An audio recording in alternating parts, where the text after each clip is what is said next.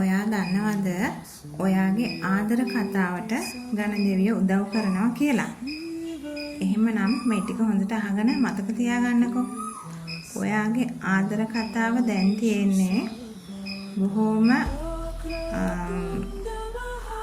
කැඩී යන මට්ටමක නම් ඔයාට අනිවාර්යයෙන්ම මේ පණිවිඩය ටික වැදගත් වෙනවා. ගණදෙවියන් හරි මාසයි ඔයගලන් ආදරෙන් සමගියෙන් සතුටෙන් ඉන්නවට. ඉතින් ඔයාලට ඔයාගේ ආදර කතාව බොහොම දුක්බර අවස්ථාවක තියෙනවා නම් ගණදෙවියෝ ඔයාට උදව් කරනවා. එහෙමනම් මෙන්න මේ පණිවිඩ ටික බලන්නකෝ. ඔයාගේ ජීවිතයට යම්කිසි දෙයක් ගන්න පුළුවන් මේ පණිවිඩ ටික ඔයා දැනගත්තොත්. එහෙමනම් බලන්නකෝ ඔයාගේ ආදර කතාවට ගණදෙවියන් උදව් කරන්නේ කොහොමද කියලා.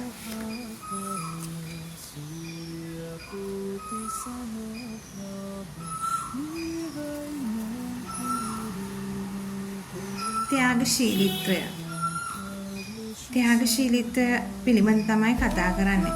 ඒ කියන්නේ මෙහෙමයි.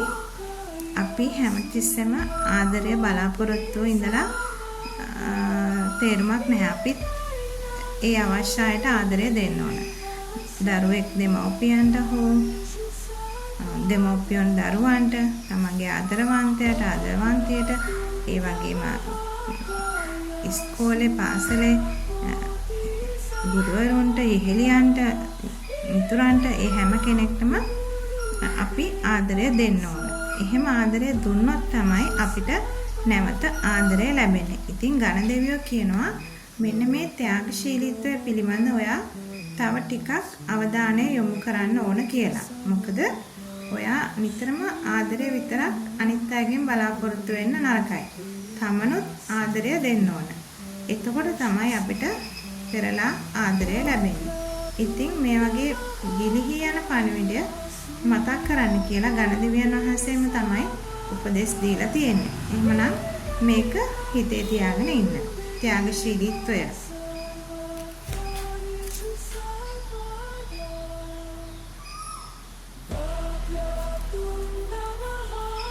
අනිත් පණිවිඩය තමයි අවංක වෙන්න කියන එක. අපි අනිත් අයගෙන් අවංකභාවය බලාපොරොත්තු වෙනවා වගේම අපිත් අවංක වෙන්න ඕන.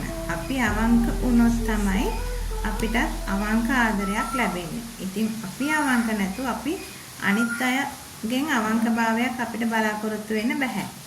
ඉතින් අපිට අමතක වෙච්ච දෙයක් තමයි අපි අවංක වෙන්න ඕන කියන පණිවිඩය. කියන්නේ තවදුරටත් අපි අවංක වෙන්න ඕන. එතකොට තමයි ඔයාටත් අවංක ආදරයක් ලැබෙන්නේ. ඉතින් මේ ගිලිහි යන පණිවිඩය හිතේ තියාගන්න.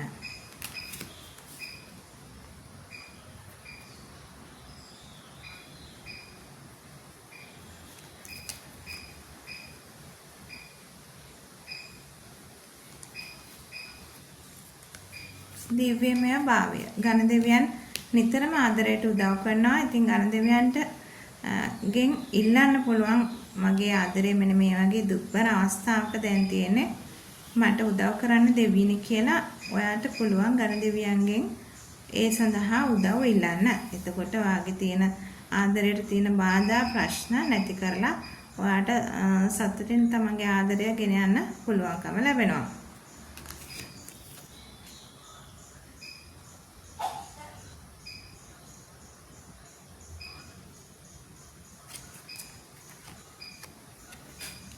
ඒ වගේම ආශිර්වාදය.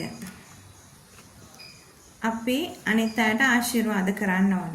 ඒ කියන්නේ අපි නිතරම අනිත් කෙනා ගැන සුබවාදී විදිහට හිතන්න ඕන. එයාට සෙත් කරන්න ඕන, මෛත්‍රී කරන්න ඕන, ආදරය, කරුණාව කරන්න ඕන. කිසි විටකත් අනිකා ගැන වෛරී සිතුවිලි පහළ නොකරගෙන ඉන්න කියන පණිවිඩය තමයි මේ දෙන්නේ. මොකද අපි අතර ප්‍රශ්න තියෙනවා. ගෙවල් වලත් තමන්ගේ ආදර කතා තුලත් හැමෝටම ප්‍රශ්න තියෙනවා. ඉතින් එහෙම වෙලාවල් වලට අනිත් කෙනා ගැන වෛරී සිතුවිලි නැතුව නිතරම ආශිර්වාද කරන්න කියලා තමයි ගණදෙවියන් කියන්නේ. එතකොට තමයි ඔයාටත් ආශිර්වාදය ලැබෙන්නේ.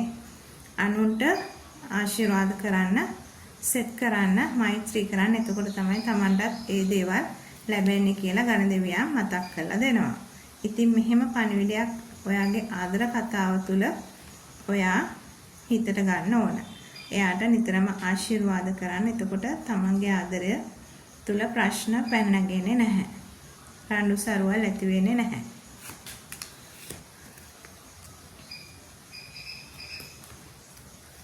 සමගිය. දෙන්න සමගියෙන් ඉන්න කියන පණිවිඩය තමයි ආයි මතක් කරන්නේ.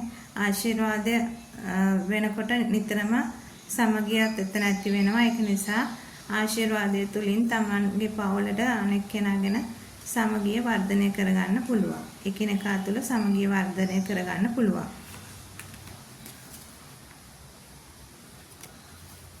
සුව කිරීම, ඒ කියන්නේ හීලින්. නිතරම අනිකාට අනෙක් කෙනාගෙන වෛරී සිතුවිලි පහළ කරගන්නේ නැතුව එයාව සුවපත් කරන හිත නිවන වචන කියලා ආදරණීය පුද්ගලයෙක් වෙන්න කියන එක තමයි කියන්නේ. නිතරම අනිකාට එපා වෙන විදියට වචන හසුරවන්නේ නැතුව එයාට සිසිලසක් වෙන විදියට ඉන්න කියන පණිවිඩය ගණ දෙවියන් ඔයාට දෙන්නේ.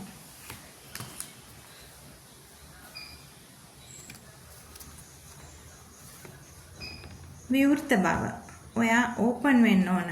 කිසි දෙයක් හංගගෙන හිතේ තියාගෙන තරහව හිතේ තියාගෙන ඉන්න එපා. මොන හරි ප්‍රශ්නයක් වුණොත් ඒ වෙලෙම එක කතා කරලා විවෘතව කතා කරලා විසඳ ගන්න කියන පණිවිඩය ගණ දෙවියන් ඔයාට දෙනවා.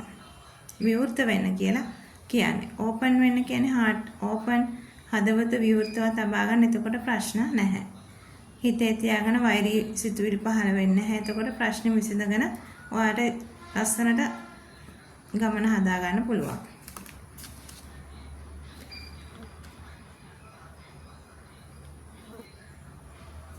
ඔයා අන්තිමට ආදරය ලැබීමට හැකි කෙනෙක් වෙනවා. ඔයත් ආදරය දෙන්න ඕන, කරුණාව දෙන්න ඕන, ඒ වගේම ත්‍යාගශීලීවන්ත වෙන්න ඕන. අන්තිමට ඔයාට ආදරය ලැබිය හැකි පුද්ගලයෙක් බවට ඔයා නිතින්මපත් වෙනවා. ඉතින් මේ පණිවිඩ ටික ඔයාට ගොඩාක් වැදගත් වෙනවා. ඔයාගේ ආදරය ඉස්සරහට රැකගෙන යන්න අවශ්‍ය වෙන පණිවිඩ ටිකක් තමයි මේ ගණ දෙවියන් ඔයාට දුන්නේ. එහෙමනම් හැමෝටම ගණ දෙවියන්ගේ පිහිට ලැබේවා කියලා ප්‍රාර්ථනා කරනවා.